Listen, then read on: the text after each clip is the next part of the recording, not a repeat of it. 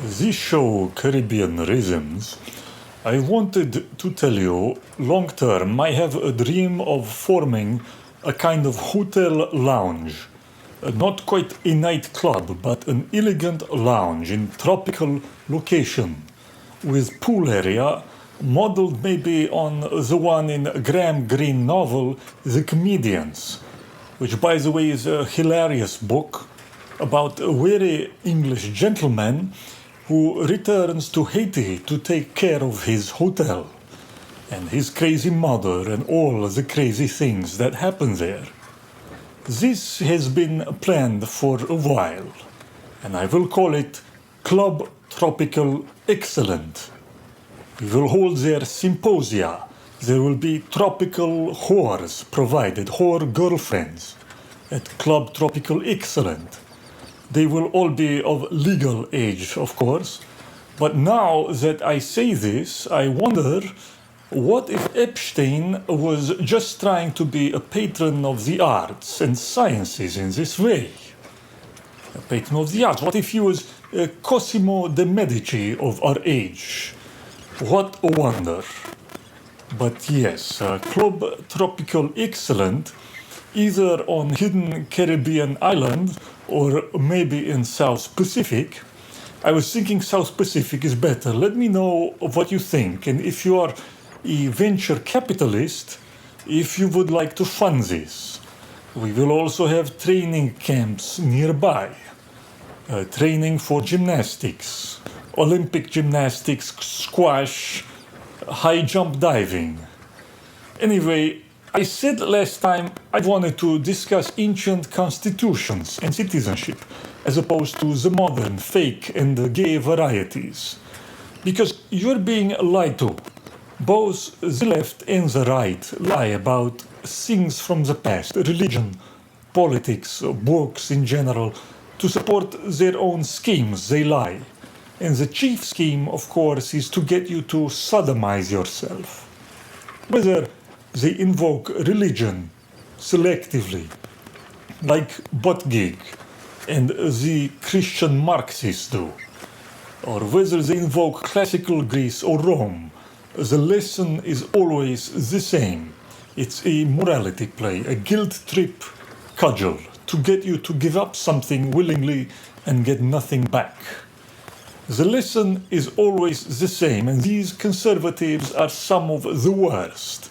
They come to talk to you about ancient constitutions, the way Mark Levin uses constitution. But they've got a dildo waiting for you in the bag. Whether they use Thucydides, for example, to push the Iraq war and get you to maim yourself in such place, or classical or Renaissance republicanism to get you to accept confiscatory taxation as somehow noble, or when they misuse ancient Athens to get you to become a eunuch and give up your weapons, which is what some of the academic left does. The point is always the same, the menu is the same. This is what I will talk about today.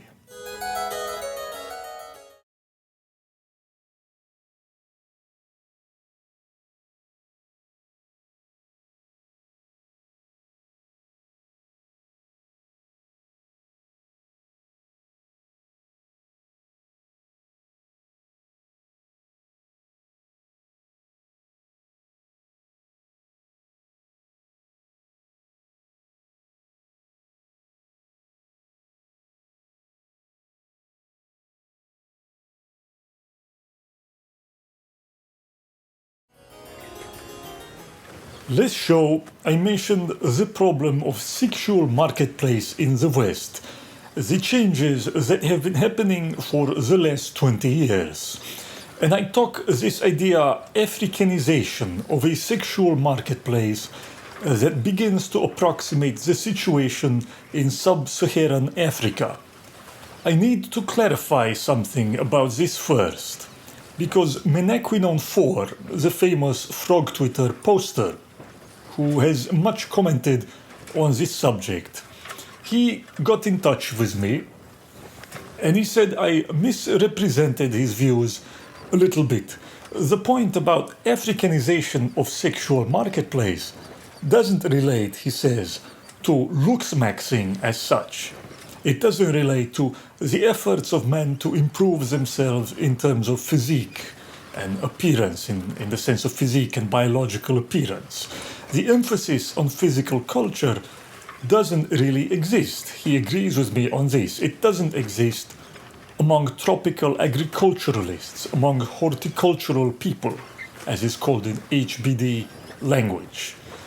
Even if you do have the women, let's say, living separately from the men, if you look at anthropological language, where women are not dependent on them, in horticultural societies, where women are not dependent on men economically, and they're free to choose. But in Africa and in such places, this leads to men becoming highly social, extroverted, focusing on things like song and dance, not, again, necessarily physical culture the way we understand it. It's much like I said in last show, but I forgot that Menaquinone 4 and the people making this anthropological or biodiversity evolutionary psychology argument, they had already believed something similar and weren't in fact talking about what I call looksmaxing as such, or the tendency you see very widespread now among American and European men to become strong and handsome. And the point is, the African example is only relevant insofar as it shows the end point of this subsistence pattern that we're seeing emerge in the West, where the women are free from dependence on men economically. It shows you the final outcome after many generations, when people have been bred to this end. Of course, it makes civilization impossible. In the West, the beginnings of such a pattern will take a quite different turn. This is, however, the point. In the West, when this begins to happen, it looks different. I believe this. Because of the pre-existing and very ancient biological propensity towards physical culture and towards male physical looksmaxing. I mean that it takes this turn rather, the focus on physique, rather than necessarily one of extroversion or of emphasis on musicality, song, dance, or what you might call game. The form of display is different because of already existing cultural and biological paths.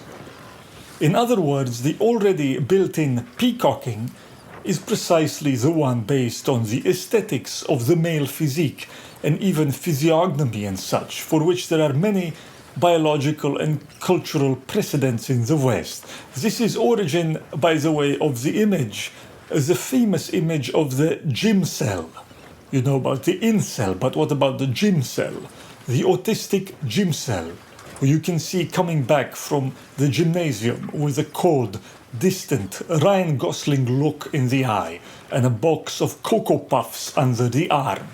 Is a very powerful image, and women have grown to have a mad passion for this kind of man. So anyway, I just wanted to clarify the point from last week, because I thought somewhat I misrepresented the argument of the HBD people. They're not trying to connect the male looksmaxing fashion to the so-called Africanization of sexual marketplace, not in the physical sense at least. It's rather the endpoint of that economic model that they're talking about. It's also true that although we live in a thoroughly plebeian culture, where aristocratic affectations, by the way, are rather ridiculous, but although we live in such a world, there are in fact many aristocratic fashions, and even quite ancient ones, that have persisted in some form or another. And the intense focus on male looks, I mean on developing your physique as opposed to just cosmetics or turning yourself into a performing clown. The focus as well on breeding for looks, that is specifically on the face. You know, a recent study that shows human brain designed to read the face, well, at least some humans, while the chimpanzee brain reads the ass. So that is quite a change. But the focus then on the face in choosing women, which is another feature of aristocratic societies. What I'm trying to say is that this is originally based in a social and sexual economy very different from our own, and very different also from that of tropical agriculturalists, whether the ones in sub-Saharan Africa or elsewhere. The aristocratic pattern of behavior, the intense interest on the warrior in his looks, and the warrior magnificence in his own magnificence, this has an entirely different origin and explanation. And through whatever channel, we have inherited that in our own time, even if in a distorted form. What's interesting is how it has erupted again recently because of this sexual anarchy left behind by the boomers. And we should be honest, not just the boomers, but their parents, the so-called greatest generation, who, when historical judgment will be made, this so-called greatest generation will be shown not to have been very great at all, because it was they who unleashed this sexual anarchy. The boomers were in their 20s or so when these significant changes in this direction took place. They were not running the country. But this sexual anarchy has meant the end of the sober middle-class life and patterns of courtship based on that life. And with that entire social, economic model on which the nuclear family has rested since the 1800s, with that being over, the response to this sexual anarchy now erupts in the West a kind of physical culture of prowess, which may indeed be based in the need for display at first, for display for women, at least in its beginnings, but which I believe, as I keep saying, its effects will be quite different. In this discipline of the body will awaken also certain psychological or spiritual turns that have been maybe dormant for some time. And I do believe this discipline of sun and steel, as some have called it, for whatever reason it may have first appeared, will have the most thoroughgoing moral and political consequences. Again, remember, the ancient Greeks forbade slaves from working out in gymnasia, which meant, of course, literally the place where one became nude and disrobed. That's what gymnasium means. They knew what the clothesmos were. They knew the relationship between the clothesmo and the slave. And we live under clothesmo-occupied government now. But then, like I said, this brings us back to topic of ancient Greeks.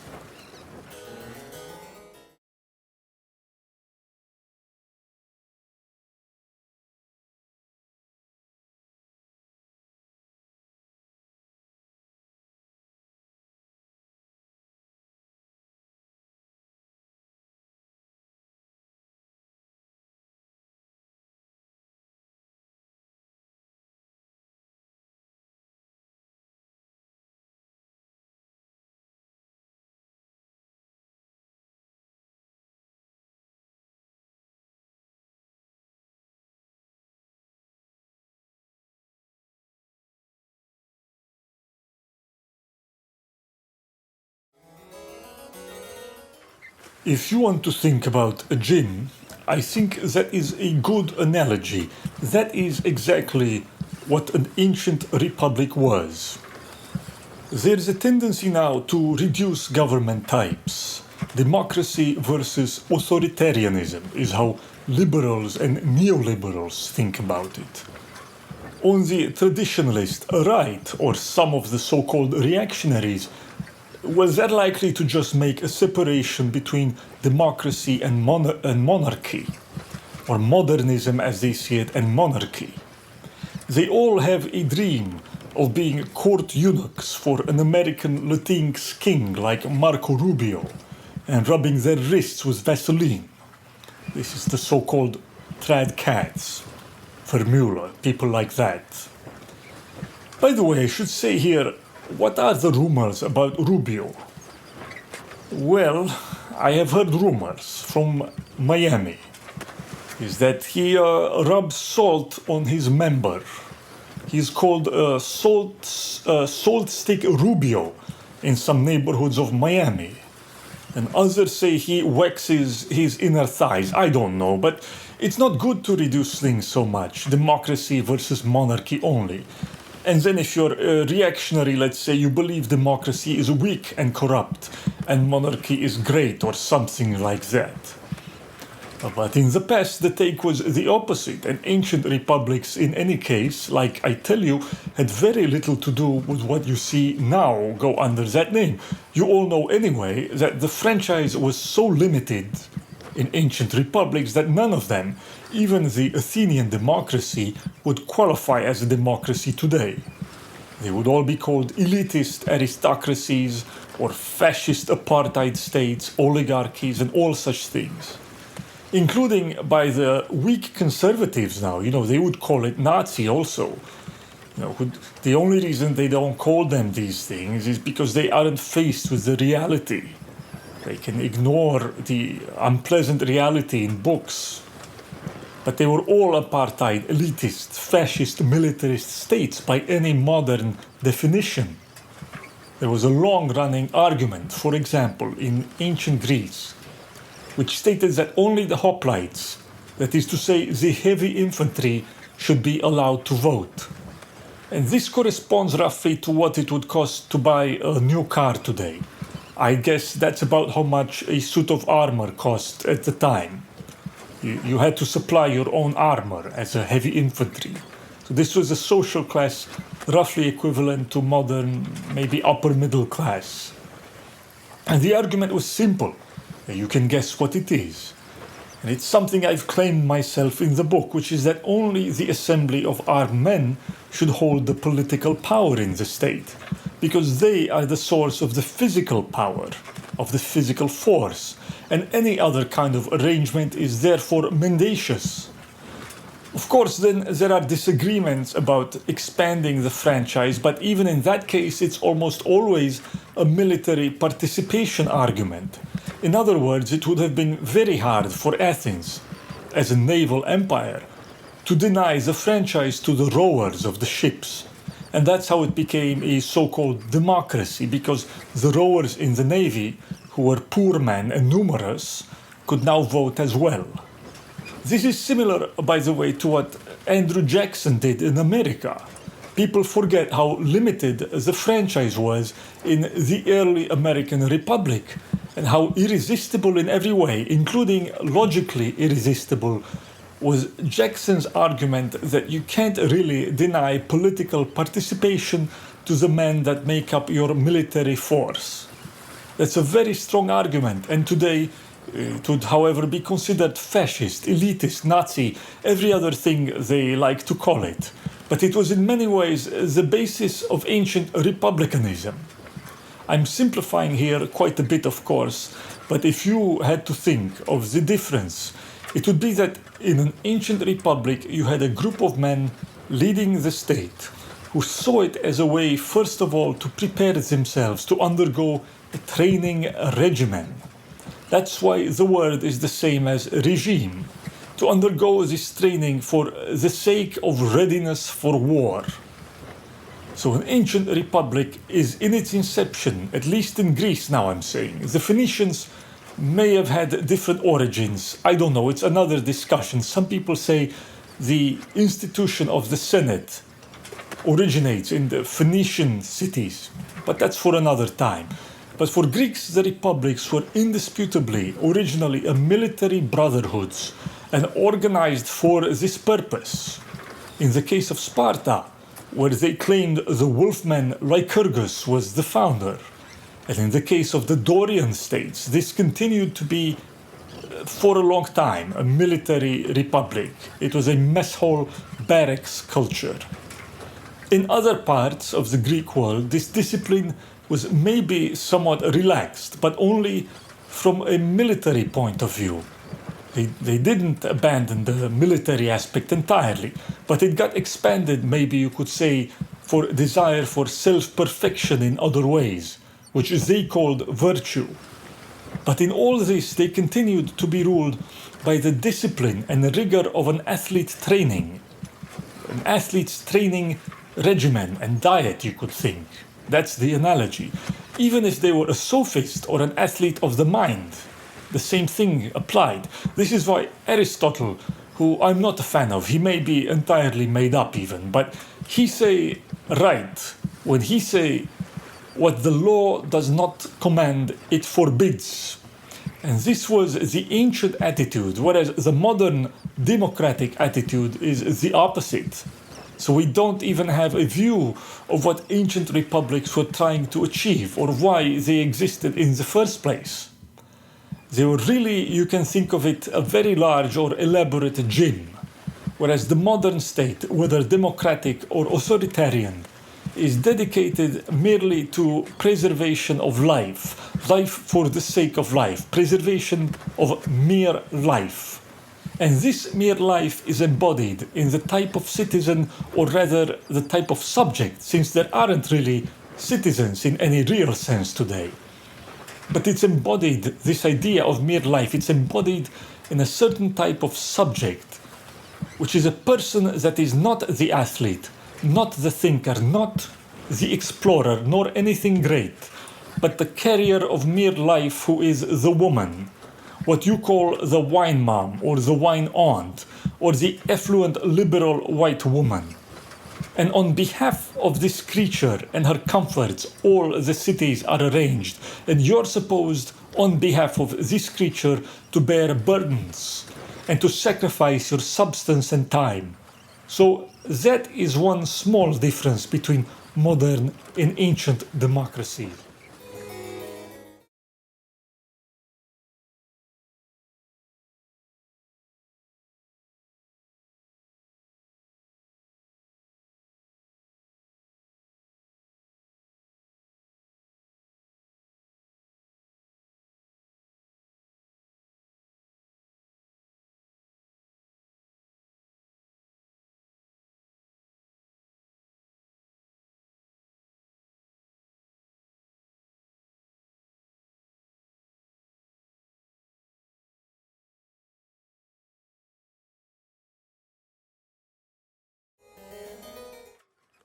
When you add to all this that the constitutions were never written, they were never really written, ancient constitutions, and there was not a class of judges who could interpret the laws with techniques of modern casuistry or any other kind of reading techniques.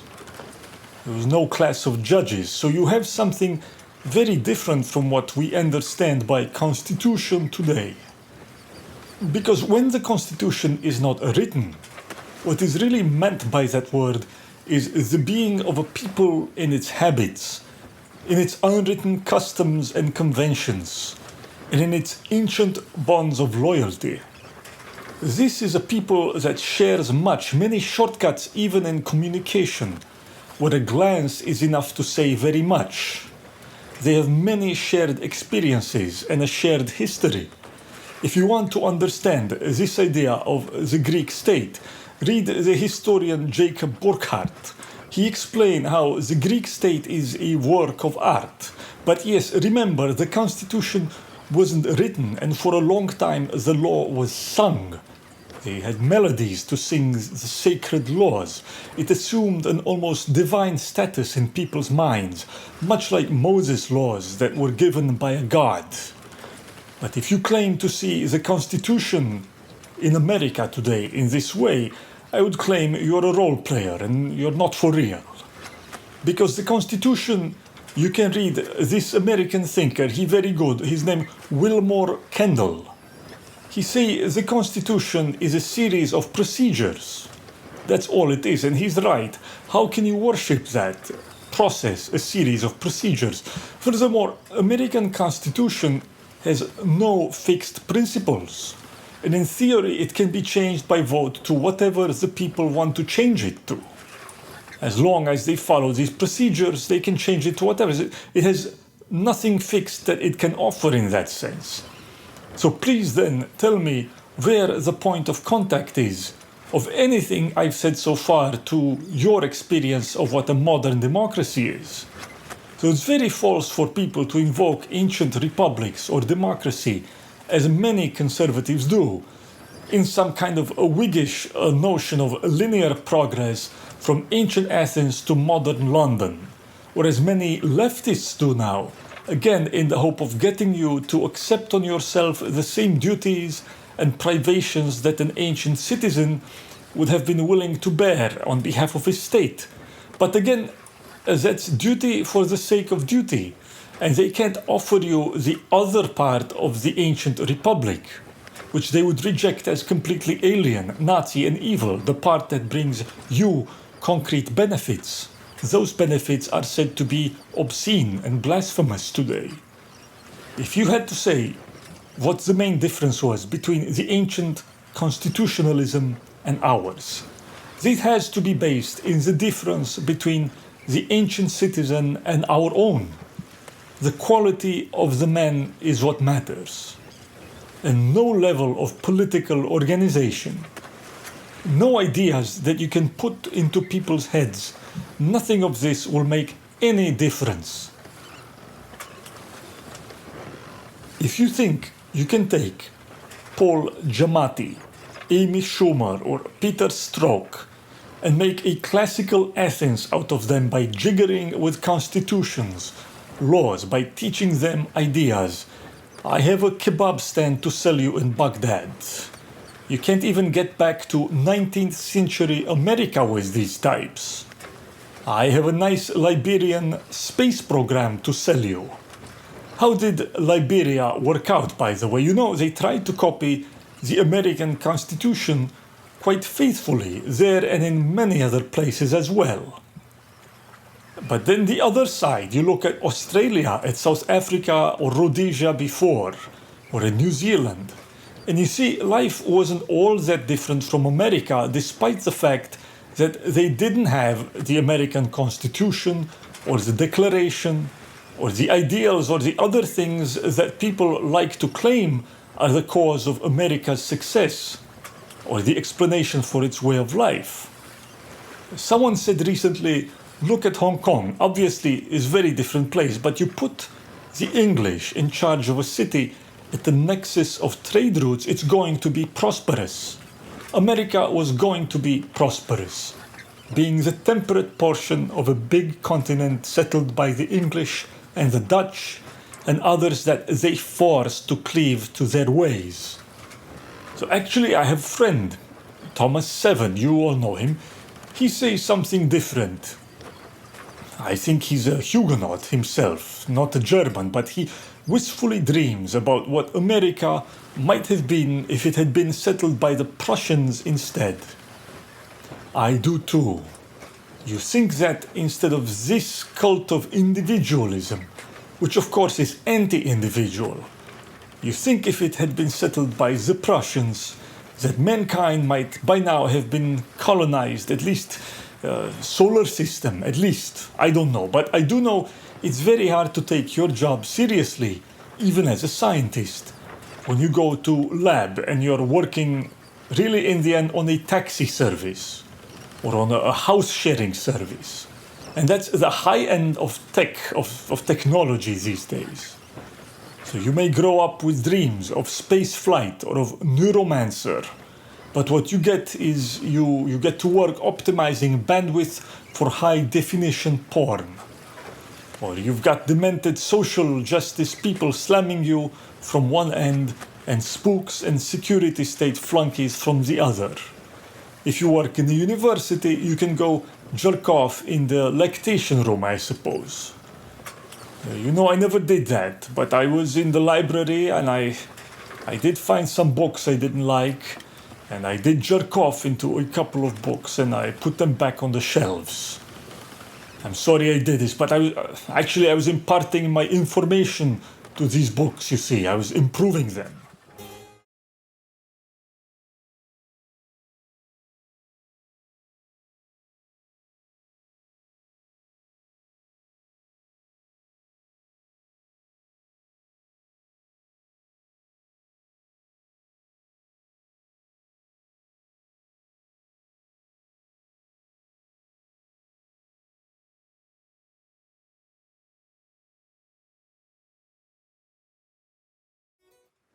So in the end, It's the man that makes the state, not so much the other way around.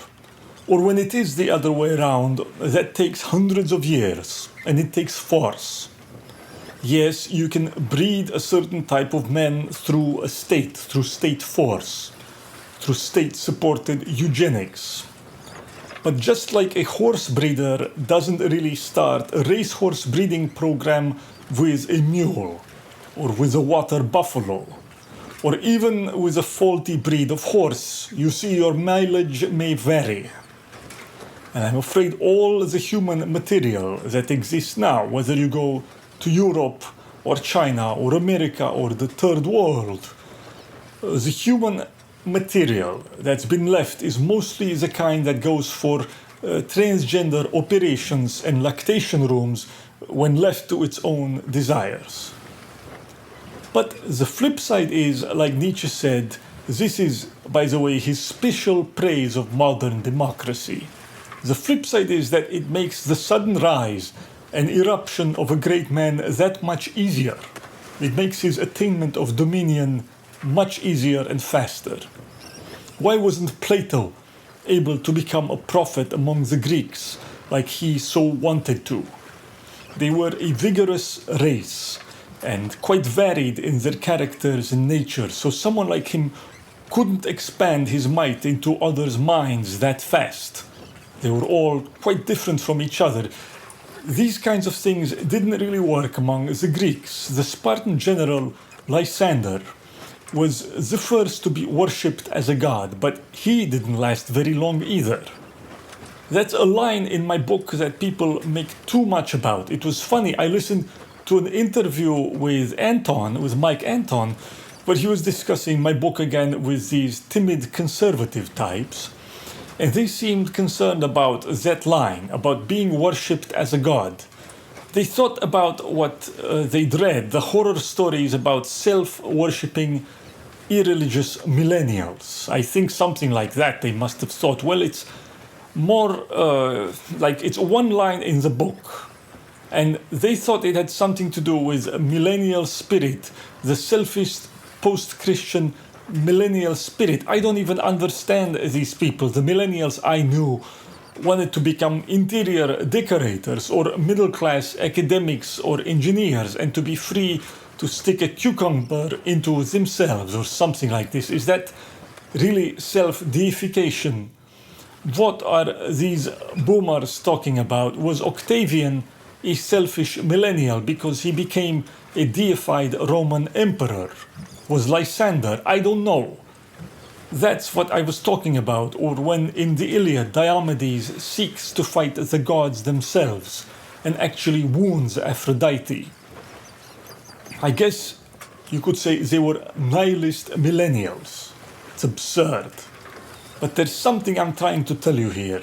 When you have men like that, like what I just mentioned, who wish to be gods, and have the ability maybe to become worshipped gods, like Octavian did. There's some material you can work with. When you have barbarians full of energy and spirit, maybe you can get to talk then about different constitutions and forms of states. When you have the material of our time, which is to first sight appears varied and balkanized, but in fact it's uniform. It's made of scared creatures, it's conformist and meek, and it's very narrow and low in its ambitions. This is a type that's very easy to subdue. So my only constitutionalism for the modern world is for men like Trump, and even greater than him, to become the living constitution. This human material is fit to subdue, and not for much else. But the living constitution, isn't this a phrase some people use? They believe in a living constitution. Well, I predict that not too far in the future, there will be one of you who will say he is the embodied law and the living constitution. This is what I think is proper for world that is to come.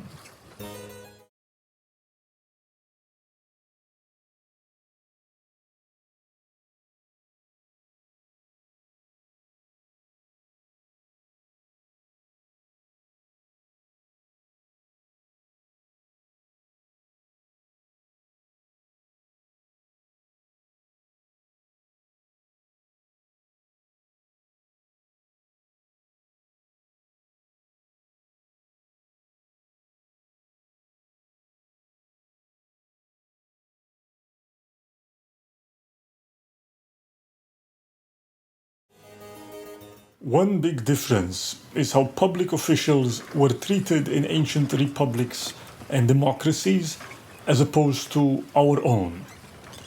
In ancient Athens, they executed or deported generals who lost battles. I don't want to tell you what they would have done to ruling class who started wars of choice that they then lost. In fact, each official had to undergo an audit at the end of his term. And if he was found, for example, to have embezzled, I believe the penalty was death. The point is, you can't have a democracy or a republic without the most complete and even extreme kind of accountability on the part of public officials. When public official can fail, when you have failures that lead to loss of life or loss for the country, and you continue life as usual, you may have many other kinds of regime type, but you don't have either a republic or a democracy. And that may be okay, but then they should call it what it is. In the West today, if you call for an audit or for the most basic requirement of both Republican and democratic life, you're called a conspiracy theorist, you're called a fascist. Remember how they understand Trump, who after all, he was elected by a population that finally wanted to bring some accountability and some scrutiny to a ruling class that has failed so badly in everything it's tried to do. Remember the economic gurus of these people thought that, for example, burning excess housing was one of the possible cures to the financial crisis in 2007 and 8. Their gurus like Paul Krugman promote the idea, in all seriousness, that you'd need a huge war or an alien attack to jumpstart the economy. What I've just told you, that digging a hole and filling it back up is the purpose of economic life as such, they mean that unironically. So this is the kind of person who populates the ruling class, and they don't react well to being questioned with simple question: what have you achieved? Why should you continue in your position? So remember how they understand Trump and his supporters. They see it as a revolution of the unwashed against so-called expertise. They see it as a hatred of intellectualism or of recognized expertise of some kind. This is line of Tom Nichols and quite a few others, that they're smart, they're experts, and the yokels rose up against them just because. It's very telling that it's usually marginal strivers like this guy, Tom Nichols, or some insecure true conservatives who make this argument most aggressively, because they hope to be given a seat at the table. Charles Murray, I feel sorry for him. With the book that he wrote, with the bell curve, after 2015, he'd have been hounded out of the country if he hadn't come out so strongly against Trump. You don't want to know what went on at American Enterprise Institute in 2016 or so. They had blood oaths and that kind of thing, loyalty oaths going on inside. He had to do it. Some of these guys are being held hostage, I believe. But the others are genuine in their belief. I spoke to some myself of various ages, and they were frothing at the mouth and indignant that a man like Trump and his supporters would come along to challenge what they saw as their rightful social station and their opinions about political life and everything else. One might ask such people, what exactly are you an expert at? Has anyone ever asked Tom Nichols, what is he an expert at? Because knowing Trump supporters, you know in fact how much respect they have for real experts. I've never heard a Trump supporter or Trump himself attack physicists or hard scientists.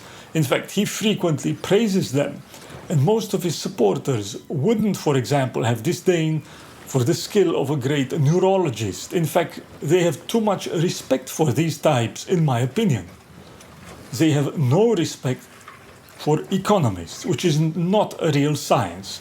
and almost none of whom, the economists I mean, managed to predict the crisis of 2008, and who are cheering on policies that led to it. Yes, it's true, people do not respect these types. Or even less respect maybe for the bogus idea of political scientists, or political operatives and experts of whatever kind, who take America from one failed war to another. People who lost the province of California, who turned it into a third world dump on their watch, or who presided over a country where there is now a decreasing life expectancy since the Obama years. In other words, a record of proven failure. They're merely asking that these people be held to some account. That's what all Trump supporters ask for. And what then is the reaction to this classical Republican demand? Well, let me give you an analogy. Imagine you go to doctor's office, a demented surgeon, and you tell him, listen, maybe you're not so good at what you do. You botched the last 30 surgeries in a row. You maimed or killed your last 30 patients. Normally, you'd be sent to jail. But how about you take a break and reassess? And imagine to this the surgeon responds, how dare you? You can't say that. I'm smart. I'm an expert. You see that degree on the wall? My mommy said I'm smart. I'm an important person. I went to college. I have a degree. How dare you question me? You're a conspiracy theorist. You hate expertise. You hate experts. You're anti-Semitic. You're a Russian spy. Putin is using you to spread disinformation into our noble hospital. Security! And this is what the reaction of this failed ruling class is. Well, do you think that in an ancient republic or democracy they'd be able to do that? I don't think it could even get there where they would have the ability to say that. So no, we live in something quite different from a democracy or a republic, liberal or not. I don't know that such a thing is even possible today, but what is possible, and I'm sure one of you, no doubt, the age of the Caesars will return in one of you.